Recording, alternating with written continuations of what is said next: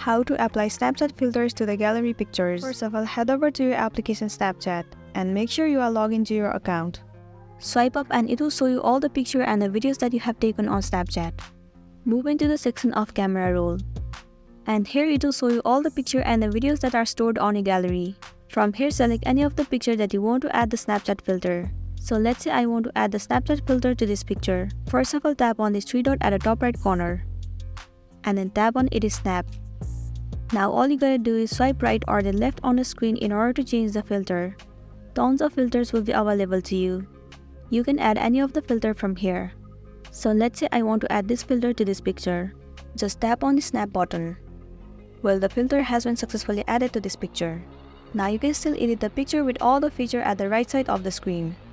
Once you are done editing and you want to send this snap to the people you are connected on Snapchat, tap on next at the bottom right. Now you can just send it to any person that you want on Snapchat and you'll be good to go. So that's it, and I hope this video is going to be helpful for you. Thank you for staying with us till the end.